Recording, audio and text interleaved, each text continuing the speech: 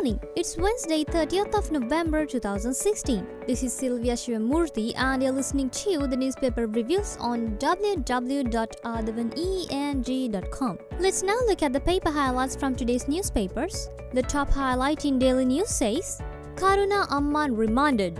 Former LTTE Eastern Commander and former Deputy Minister Vinayagamurthy Muralidharan alias Karuna Amman, arrested for allegedly misusing a presidential secretariat bulletproof armed vehicle worth 90 million rupees, was yesterday ordered to be remanded till December 7th by Colombo Chief Magistrate Gihan Pilapitiya. The former Deputy Minister was arrested by the FCID over the allegation that he failed to return the vehicle to the Presidential Secretariat following losing his ministerial position in 2015.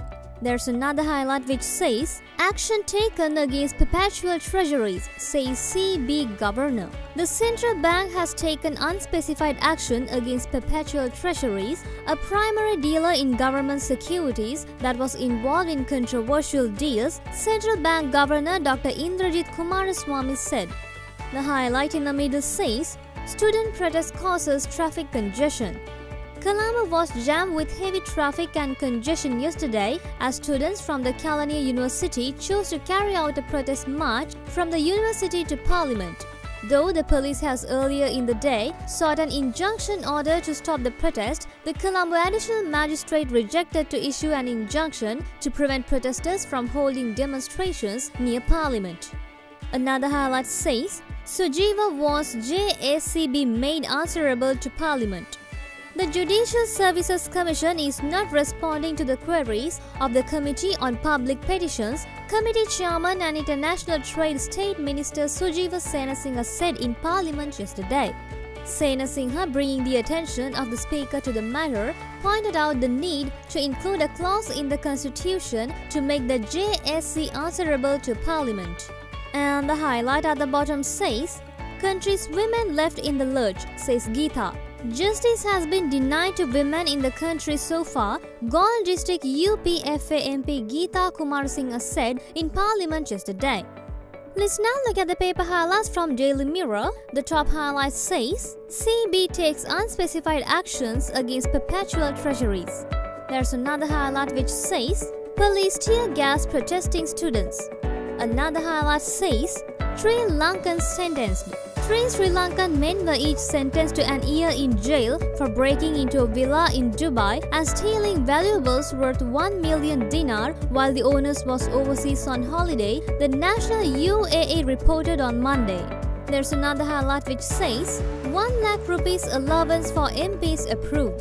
The two proposals, one of which was to grant a monthly allowance of 1 lakh rupees to all MPs and the other to increase the daily allowance for parliamentary attendance of 2,500 rupees, have been reportedly approved by the cabinet.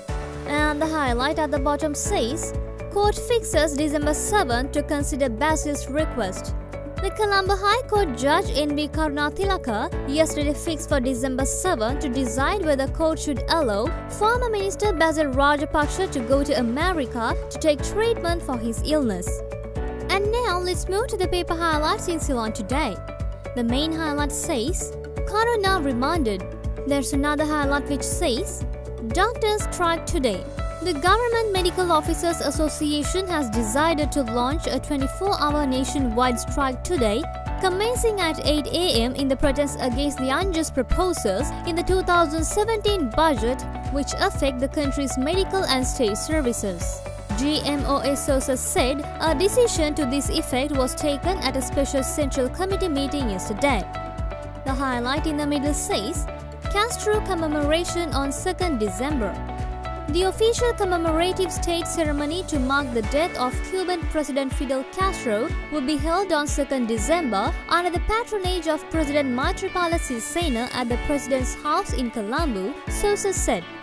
And the highlight at the bottom says, Malaria elimination. Sri Lanka honors unsung heroes. Today, Sri Lanka honored the valiant effort of thousands of health workers towards the country's success in achieving malaria elimination. Anti-malaria campaign staff, epidemiologists, healthcare workers, researchers and field workers were lauded by Minister of Health Dr. Rajitha Senaratne and WHO Regional Director for Southeast Asia Dr. Poonam Khetrapal Singh for securing this public health milestone. That's all for today's newspaper highlights, and we'll get back to you with more news tomorrow. Thank you.